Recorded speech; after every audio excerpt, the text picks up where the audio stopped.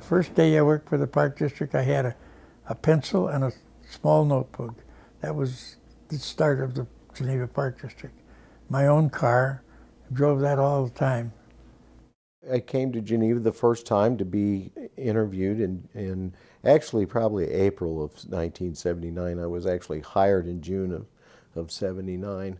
The very first thing I had to deal with was the swimming pool, which was behind the Park District building. Park District building was at 1250 South Street, which was the old Geneva Country Day School. And behind that was the community swimming pool, and was being given to the Park District at that time by a private organization that ran the pool of Geneva residents. The invoices coming in on the leaks in the plumbing was so high at that point they couldn't manage it anymore. So they asked the Park District to take it over, and we did. And we applied for a grant to make those repairs, and we did that as well, and kept that pool going for a while. And that swimming pool was built far before I came here. It was built in 1953. And so at one point we knew we need a new swimming pool, but we were able to keep it going for quite a few years actually. So that was a difficult process for me at the very beginning, because that old swimming pool, we would go under the filter building underneath the diving section.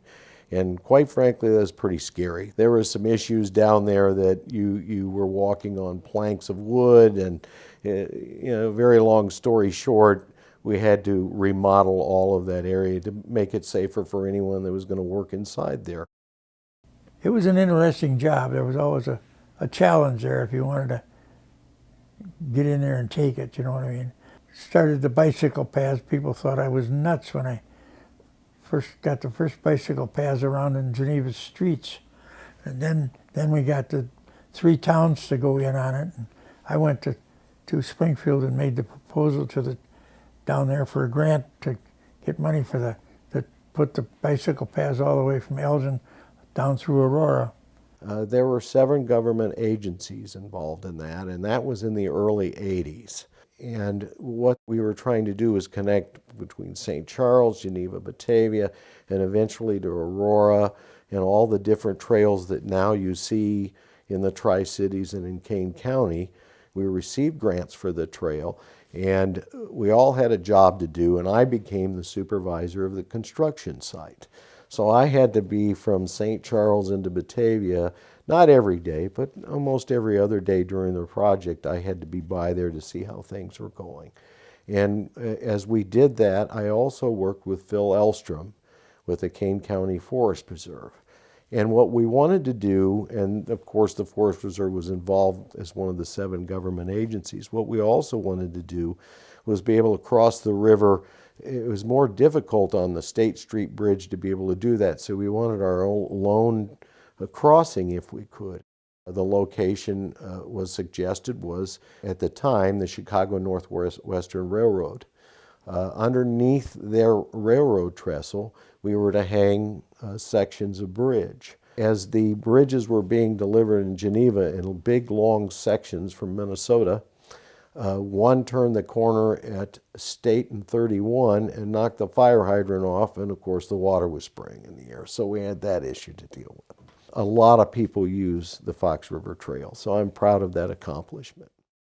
When we tried to build the first swimming pool, that referendum was defeated, and that was in the late 1980s for that swimming pool, and I learned a lot from that. The pool, in my opinion, as I learned, was too grandiose. It wasn't Geneva, okay, if you will. So we went back to the drawing board and tried a couple years later. We wanted to wait a little bit, not come right away. Came back and convinced people, and we were able to, a smaller size swimming facility, come up with one where we could keep the tax rate the same because we were retiring some of our present debt. And people were happy with that, and we were able to keep that promise and keep the tax rate for the number of years that we said it would be kept the same. And the pool passed, and then we were able to build it. And during the time of all this growth, I became friends with George and Erdine Peck and some of their family members. And they owned a beautiful farm property, which they used to raise merino wool sheep, and they had cattle after that. But they also had a ranch in Montana. So they were spending some time out there, wanted to retire there. And I know they had at least 9 or 10 developers wanting to buy their land west of Randall Road. And it was in 2 different sections that we looked to purchase land from them. The first one was 181 acres that we were going to buy from them, and that included what we call Peck Lake or Peck Pond. It's next to the middle school. Of course, the middle schools were not at that location at the time. And we convinced the Pecks to sell to us, plus they donated some land as well and gave us a great prices per acre to be able to purchase that land. Well, we passed our next referendum then to buy the Peck land and to develop the land, and we got grants for that as well. And we had a lot of support from the community. More than 60% voted yes on that referendum for the purchase of the open space, which also included some property on the east side as well. And in my latter years, then we talked about adding another recreation center west of town on the north side of Peck Farm. And we needed that space, so we convinced the Pecks to sell that to us too. And we were able to do that with grants and without a referendum. George and I are delighted to see all the wonderful things happening here. And we're so pleased that it's being enjoyed by many young people as well as parents and grandparents, and that it's not a development. During all the development of Mill Creek, just a little west of Peck Farm Park, we worked with Kent Chodine and Chodine Incorporated. They would give us land and pay 50% for the development of each park in Mill Creek, which was a great process. I mean, we didn't have to buy any more land through there. It was better than the land cash ordinance because they paid 50% right up front and went along with our prices and what we had to do. And through our bidding process, we would run the project, but we know it was good for his housing development, but it was also good for all the residents within the park district as well.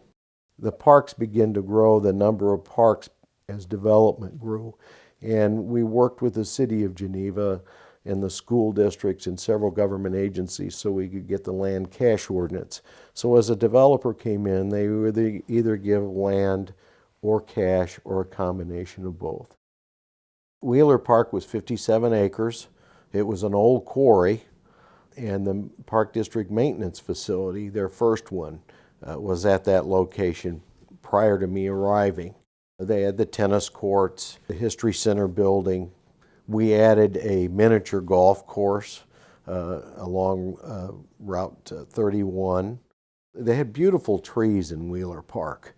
We lost some because of storms over time, but for the most part it has just fantastic trees in that park. And that's not an easy place for trees to grow because it was a quarry.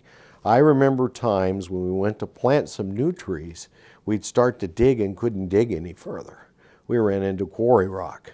And short of blasting, which we weren't going to do, we had to move over a few feet and find the space to get the tree in. One of my favorite parks, and of course the Fox River Trail goes through it, is Island Park. Island Park is a beautiful park that's been there since 1910, 1911.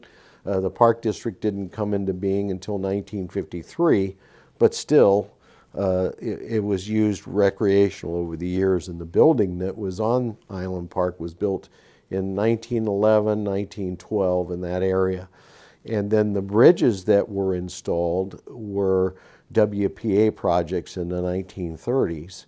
So there are 2 bridges in Island Park, and one the Park District's applied for a grant to replace because it's got issues that vehicles shouldn't be driving over any longer, and that's the North Bridge. But they did receive a grant for that, a federal grant, and they will be replacing that bridge.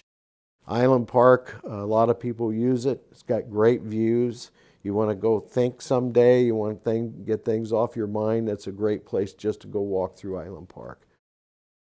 And some people wouldn't realize this had occurred, but the Park District built 2 gymnasiums with the school district. The first one was at Western Avenue School. We made an agreement with the school district. We would pay for half, and we would be in charge of that gymnasium from a certain time when school was out through the evening and on weekends. We would share costs, and we built our second gymnasium because we felt we needed one on the east side at Harrison Street School. So those cooperative agreements helped both agencies. We didn't have to build our own gymnasiums at those times, and the school district saved some money too, and we got full use of those facilities. They were used night and day. And then when the new facility was built at Peck Farm on the north side, and that was built in 2008, we were able to build that facility without a referendum because we were going to pay for it with the revenue produced from that facility. We would pay the bonds off with that, and revenue from programs from that facility. Recreation programs have grown over the years from, I would say, 50 or 60 programs in the late 70s to well over 2,000, maybe 3,000 programs at this point. So the recreation staff does a great job. And the Parks Department staff, from the Parks point of view, they do a great job too, but Parks grew so much that eventually we figured it was less costly to bid out some of the mowing to contractors. And even though we would take care of some parks, we also had contractors taking care of other parks. We just couldn't hire all those people and buy all those trucks and do all the things that you needed to do. And it's worked out well to go that direction from the Parks Department side. So you had your Parks Department and you had your Recreation Department. When I began at Geneva Park District in 1979, the superintendent of parks at that time was Don Forney, and Don worked for nearly 40 years with the Geneva Park District. He was a very dedicated, loyal person in the Parks Department. He'd work how many hours it was ever needed. If he needed to snowplow, he was out snowplowing. If I called him because I may have received a call from the police department, say for an incident in a park, Don and I would meet out there. And so he did a great job. I mean, he cared about everything within the Park District. And Stan Esping, who was on the board, and of course the director prior to me, he was another person that I could go to and find out that information. Kay Lovett was on the board for 24 years. She's a good friend of mine. She did a great job. She cares a lot about Geneva, and we still get together and talk about things. Gloria McCleary was a great board member as well. Bill Gibbs always ran quick board meetings. John Burns was a board member I had for a number of years, and Sam Hill, who's now an alderman, but started with the Park District on the Park Board, and moving into the present years of Chuck Emma and Todd Karras and Susan Vanderveen, all the board members that I've worked with over the years have been fantastic. And all the staff members along the way. I feel the person that came in to replace Don Forney, his name Larry Gabriel, became the superintendent of parks after Don retired. Don retired prior to me, and Larry has done an outstanding job running the facility. He cares about things just like Don cared about things, and was wonderful to work with. And of course, he was brought up through the ranks, if you will. He worked for Don Forney. So Larry was a natural to move into that position. And Siobhan Lambalot, who took my position as director when I retired in 2009, I think has done a fine job, a wonderful job there since I left. She has her way of doing things, and that's just fine. And I compliment them on what they're accomplishing. When I came to Geneva Park District, there may have been 7 or 8 parks, and when I retired, we have 52. And we may have had close to 100 acres when I got here, and we now have more than 730 acres. And they've done a beautiful job. Their new recreation center out there in Peck Farm is something that everybody should see. It's a beautiful, beautiful place. And the other small parks, is, if you notice, you drive around Geneva, every neighborhood's got a park in it now. And I truly believe if you have a hardworking staff and a board that will back the staff, you can accomplish a lot of things.